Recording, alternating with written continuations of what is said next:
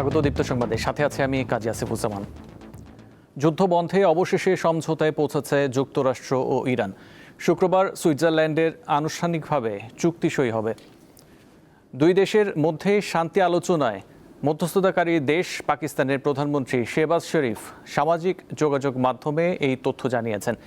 পরবর্তীতে যুক্তরাষ্ট্রের president Donald Trump এবং ইরানের পক্ষ থেকেও সমঝোতার বিষয়টি নিশ্চিত করা হয়েছে। পাকিস্তানের প্রধানমন্ত্রীর বিবৃতির বরাতে ইরানের রাষ্ট্রীয় টেলিভিশনে চুক্তির বিষয়ে সম্মত হওয়ার ঘোষণা দেওয়া হয়েছে। এখনও চুক্তির শর্তগুলো পুরোপুরি জানা না গেলেও শেহবাজ শরীফ জানিয়েছেন, লেবানন সহ সব ফ্রন্টে স্থায়ীভাবে সামরিক অভিযান বন্ধের কথা বলা হয়েছে। খুলে দেওয়া হবে হরমুজ প্রণালী। এদিকে ইরান ও যুক্তরাষ্ট্রের মধ্যে শান্তি চুক্তির বিষয়ে সমঝোতার খবরে আন্তর্জাতিক বাজারে জ্বালানি তেলের দাম কমতে শুরু করেছে।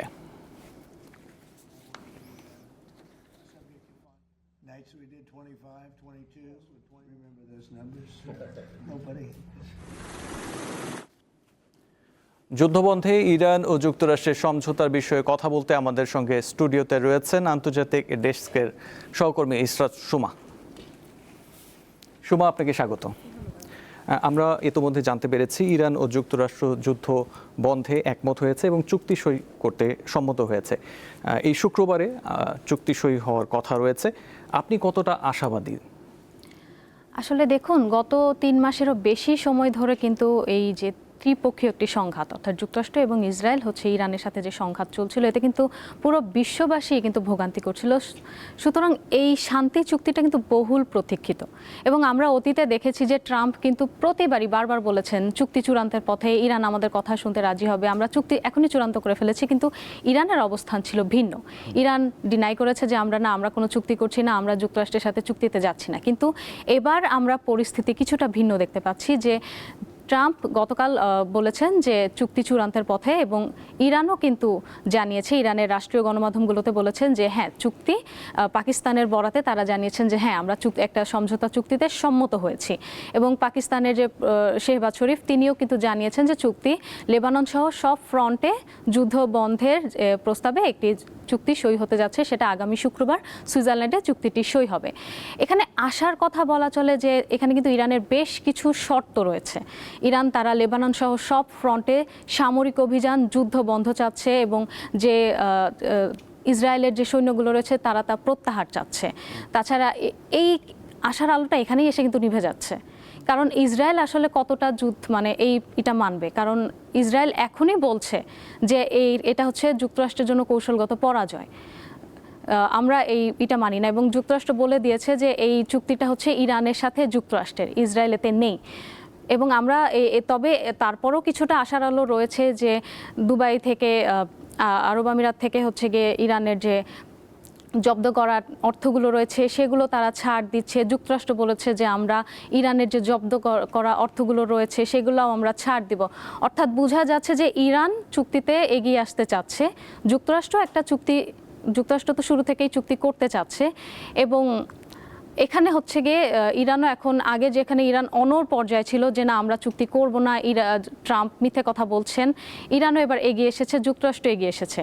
কিন্তু ইসরায়েল, এখানে সবথেকে বড় সমস্যা হচ্ছে এখন ইসরায়েল। এই ইসরায়েলের কারণে যে এই চুক্তিটা আসলে পথ দেখবে কিনা, কারণ ইরান কিন্তু একদম অনড়ভাবে বলে দিয়েছেন যে এখানে লেবানন সহ গাজাতে যদি আবার কোনো হামলা হয় বা সব ফ্রন্টে হামলা হয় তাহলে কিন্তু আমরা আলোচনায় যাব না বা চুক্তিতে যাব না।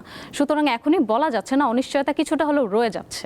জি, আপনি যেমনটা বলছিলেন চুক্তি সই হওয়ার কথা রয়েছে এবং এটা যদি সই হয় সেক্ষেত্রে সব ফ্রন্টে যুদ্ধ বন্ধ হবে লেবানন সহ, এবং ইরানের অভ্যন্তরীণ বিষয়ে আর আমেরিকা হস্তক্ষেপ করবে না। এই সব দিক বিবেচনায় ইরান কতটা সুবিধাজনক অবস্থায় আছে আপনার মনে হয়?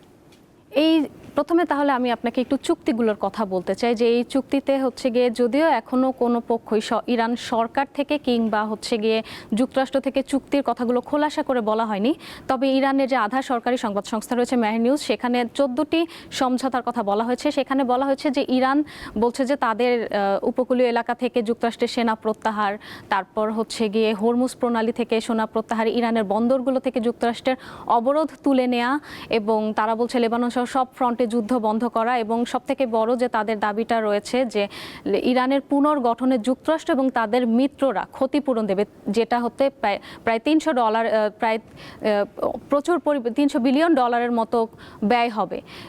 সব দিক বিবেচনা, এবং হরমুজ প্রণালী, এখানে আরেকটা বিষয় রয়েছে যে হরমুজ প্রণালী ইরানের ব্যবস্থাপনায় খুলে দেওয়া হবে, অর্থাৎ ঘুরে ফিরে কিন্তু হরমুজ প্রণালী ইরান নিজের নিয়ন্ত্রণেই রাখলো।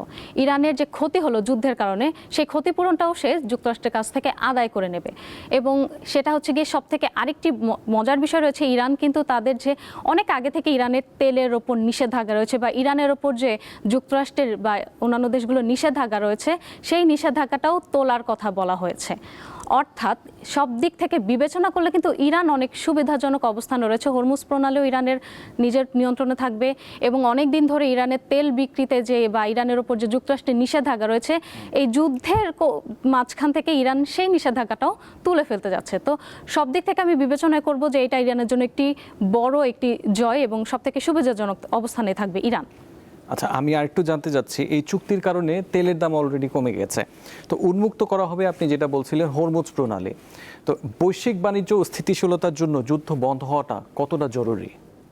এটা তো বলার অপেক্ষা রাখে না যে এই যুদ্ধ বন্ধ হওয়াটা সব থেকে বেশি জরুরি। এবং হরমুজ প্রণালী, যেটা হচ্ছে গিয়ে হরমুজ প্রণালী দিয়েই কিন্তু আমাদের এশিয়ার দেশগুলোর 20 ভাগের বেশি তেল সরবরাহ করা হয়।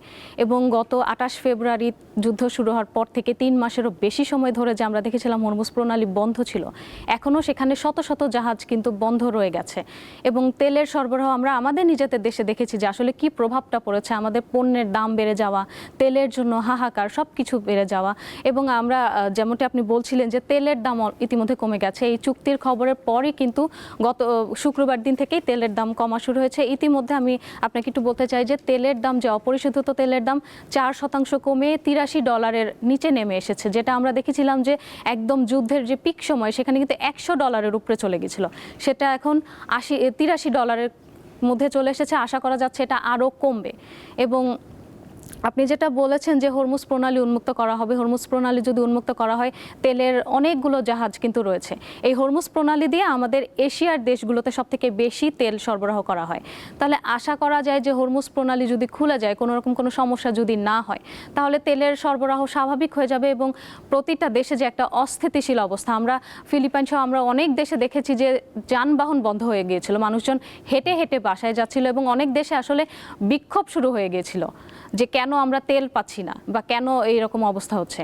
তো সব কিছু, এবং শেয়ারের দাম অনেক পড়ে গিয়েছিল, সেটাও একটু একটু করে উন্নত হচ্ছে। সব কিছু আসলে স্বাভাবিক হবে, যে মূল্যস্ফীতি সেটাও নিয়ন্ত্রণে চলে আসবে আশা করা যাচ্ছে। জি, এই তেলের প্রভাবে আমরাও অনেক প্রভাবিত হয়েছি। আমরা দেখেছি আমাদের পাম্পগুলোতে দীর্ঘ সারি। ঈশা সুমা, আপনাকে ধন্যবাদ। ধন্যবাদ আপনাকেও। যাচ্ছি অন্য প্রসঙ্গে। আদালতের নিষেধাজ্ঞা অমান্য করে ঢাকা আরিচা মহাসড়কে চলাচল করছে 3 হুইলার। মাঝে মাঝে অভিযান চললেও এসব অবৈধ যানবাহনের দৌরাত্ম্য কমছে না। গত 7 এপ্রিল ঢাকা আরিচা মহাসড়কে অবৈধ 3 হুইলারের বিরুদ্ধে অভিযান চালায় সাভার হাইওয়ে পুলিশ। এ সময় অভিযানে বাধা দেয় পরিবহন চালকরা। তারা সংঘবদ্ধ হয়ে মব সৃষ্টি করে হাইওয়ে থানায় হামলার চেষ্টা চালায়। এ সময় পথচারী সহ আহত হয় অন্তত 5 জন। গুরুত্বপূর্ণ এই সড়কে এমন ঘটনা প্রায় ঘটছে। হাইওয়ে পুলিশের তথ্য অনুযায়ী ঢাকা আরিচা মহাসড়কের আমিনবাজার থেকে কালামপুর এবং নবীনগর থেকে জিরানী অংশে গত 5 মাসে 57টি সড়ক দুর্ঘটনা ঘটেছে। এতে প্রাণ হারিয়েছেন 37 জন আর আহত হয়েছেন অন্তত 22 জন। এই অটোরিকশাগুলো কন্ট্রোল করার জন্য আমার মনে হয় যে আরো কঠোর ব্যবস্থাপনা প্রয়োজন আছে। হাইওয়ে পুলিশ সবসময় চেষ্টা করে এই অটোরিকশাগুলো যেগুলা হাইওয়েতে ওঠে সেগুলোকে নিয়ন্ত্রণ করার জন্য। উচ্চ আদালতের নির্দেশ অনুযায়ী ঢাকা আরিচা সহ সকল জাতীয় মহাসড়কে 3 হুইলার, অটোরিকশা এবং অযান্ত্রিক যানবাহন চলাচল সম্পূর্ণ নিষিদ্ধ। অথচ প্রশিক্ষণ ও ট্রাফিক আইন না জানায় এসব 3 হুইলারের চালকের সঙ্গে প্রায় সংঘর্ষে জড়াচ্ছে দূরপাল্লা ও স্থানীয় পরিবহন শ্রমিকরা। অটো তো আর দুইটা না, হাজার হাজার অটো রাস্তায় চলবার গেলে অ্যাক্সিডেন্ট হবেই। অ্যাক্সিডেন্ট হবো না রাস্তায়? কম্পিউটার দেয় তো আমরা গাড়ি ঘোড়া চালাই, কারণ গাড়ি ঘোড়া চালাইতে আসে এখন তো মেইন রোডে চলতে না দেয়, রোড ঘাটে চলতে না পারি, তাহলে আমরা কি করি খাই? আমার পরিবার তো বাঁচাইতে হবে। মানে জীবিকার তাগিদে তো আমাদের আসা যাওয়া করতে হয়, কিছু করার নাই। গাড়িতে যতই এখন রিস্ক থাক, আসতে তো হবেই। মহাসড়কে হঠাৎ করে এসব ধীরগতির যানবাহন ঢুকে পড়লে দূরপাল্লার বাস ও অন্যান্য ভারী যানবাহনের গতি কমে যায়, ফলে তীব্র যানজট ও দুর্ঘটনার ঝুঁকি বেড়ে যায়। যখন তখন বের করে খাড়ায় থাকে রাস্তার উপরে, যেখানে সেখানে পিসি কি আছে না আছে সেটা তাদের কোনো দেখার বিষয় না। ওদের গাড়ির ব্রেক হলো কম, কিন্তু ওরা যতটুকু গতিতে চালানোর দরকার তার চেয়ে অতিরিক্ত চালায়। তাছাড়া ওরা সিঙ্গেল রোডের নিয়ম কারণ জানে না, সিঙ্গেল জানে না। এগুলো হঠাৎ করে সামনে গাড়ি সামনে চলে আসে, তো আসলে মেন রাস্তায় তো আসলে এগুলো তো দুর্ঘটনার কারণ তো এগুলো বেশি। হাইওয়ে পুলিশ মাঝে মধ্যে অভিযান চালালেও কোনোভাবেই ঠেকানো যাচ্ছে না মহাসড়কে 3 হুইলার চলাচল। কামরুন নাহার, দীপ্ত, বার্তা কক্ষ। 2026-27 অর্থ বছরের প্রস্তাবিত বাজেট শেয়ার বাজার বান্ধব এবং দীর্ঘমেয়াদী বিনিয়োগের জন্য সহায়ক বলে মনে করছেন বিনিয়োগকারী ও পুঁজিবাজার বিশ্লেষকরা। ঢাকা স্টক এক্সচেঞ্জ কর্তৃপক্ষ বলছে, বাজেটে নীতিগত সংস্কার, কর ছাড় ও প্রণোদনামূলক পদক্ষেপ রাখা হয়েছে, যা পুঁজিবাজারে দীর্ঘমেয়াদে স্থিতিশীলতা বাড়াবে। প্রতি বছর বাজেট এলেই শেয়ার বাজারে বিনিয়োগকারীরা অপেক্ষা করেন এবারের বাজেটে বাজার উন্নয়নে কী পদক্ষেপ রয়েছে। চলুন দেখে নেওয়া যাক 2026-27 অর্থবছরের বাজেটে শেয়ার বাজারের উন্নয়নে কী পদক্ষেপ রয়েছে। প্রস্তাবিত বাজেটে খুচরা বিনিয়োগকারীদের জন্য তাৎক্ষণিক কর ছাড় বা নীতি প্রণোদনা না থাকলেও দীর্ঘমেয়াদী ও প্রাতিষ্ঠানিক ভিত্তি শক্তিশালী করার ওপর জোর দেওয়া হয়েছে। বিশেষ করে লেনদেন নিষ্পত্তির সময়সীমা হ্রাস বা একই দিনে নিষ্পত্তির পরিকল্পনা, জবাবদিহিতা ও স্বচ্ছতা বৃদ্ধি, পুঁজিবাজার সংশ্লিষ্ট দ্রুত বিরোধ নিষ্পত্তিতে বিশেষ ট্রাইব্যুনাল গঠন, কমোডিটি এক্সচেঞ্জ ও বন্ড চালুর প্রস্তাব এবং বিদেশি বিনিয়োগ সহজীকরণ। আর এসব পদক্ষেপ দেখে বাজারের প্রতি আস্থা ফিরবে বলে আশা করছেন বিনিয়োগকারীরা। অন্তপক্ষে ডাইল ভাত খাইয়ার মতন যেন করতে পারি, সেই যেন সরকার যেন আমাদের দিকে যেন একটু সুনজর যেন দেয়। ক্ষুদ্র বিনিয়োগকারীরা ওভারঅলি এখন দীর্ঘদিনে যে একটা আস্থার সংকট ছিল, সেই আস্থার সংকট তো কাটিয়ে উঠছে। সেই কারণে বাজারের ভলিউম বৃদ্ধি পাচ্ছে, সেখানে ইন্ডেক্সও বৃদ্ধি পাচ্ছে। বাজেটে শেয়ার বাজারের ওপর নেওয়া পদক্ষেপ বাজারে ইতিবাচক প্রভাব ফেলবে বলে মত ডিএসসি ব্রোকারেজ অ্যাসোসিয়েশনের। ওভারঅল বাজেটটা আমরা মনে করি যে বিনিয়োগ বাজার বান্ধব যেটাকে বলেন বা সহায়ক বলে আমরা যেটাই বলি, মানে it is a pro capital market budget.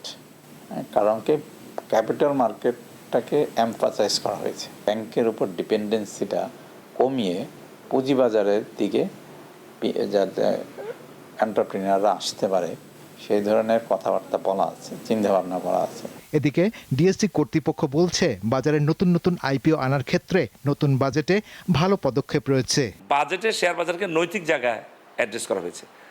বাজারের মূল বিষয়টা ছিল আইপিওর মান, আইপিওর কোয়ালিটি, আইপিওর গভীরতা, আইপিওর উদ্যোক্তাদের স্বচ্ছতা, উদ্যোক্তাদের সততা, এই কোনো বিষয় কিন্তু এখানে কোনো শৃঙ্খলা ছিল না, অ্যাড্রেস করেছেন। এবং আইপিওর বাজারে আসতে গেলে কত সময় লাগবে, ইস্যু ম্যানেজার কারা, আইপিও জমা দেওয়ার পর দীর্ঘসূত্রিতা, নানা বিষয় ছিল। মানে বাজারে একটা আইপিও একটা যন্ত্রণার বিষয়, উদ্যোক্তারা এখানে আসতে চান না, উদ্যোক্তারা বাজার সম্পর্কে মুখ ফিরিয়ে নিয়েছেন, এই সবগুলো বিষয়কে তিনি অন্তর্ভুক্ত করেছেন। সব মিলিয়ে বাজারের প্রতি বিনিয়োগকারীদের আস্থার ভিত মজবুত হবে বলে আশা করছেন সংশ্লিষ্টরা। শাহরিয়ার ইমন, দীপ্ত সংবাদ, ঢাকা। কুড়িগ্রামের রৌমারীতে বিএসএফের পুশিন চেষ্টার শিকার 9 জন 28 ঘণ্টা ধরে সীমান্তে অবস্থান করছে। দুই দেশের সীমান্তরক্ষী বাহিনীর মধ্যে পতাকা বৈঠকেও কোনো সমাধান না হওয়ায় তারা চরম অনিশ্চয়তার মধ্যে রয়েছে। এই ঘটনায় স্থানীয়দের মধ্যে উদ্বেগ দেখা দিয়েছে। বিজিবি জানায়, রবিবার সকাল 6:30টায় 9 জনকে পুশিনের চেষ্টা চালায় বিএসএফ, কিন্তু বিজিবি ও স্থানীয়দের বাধায় তারা তা করতে পারেনি।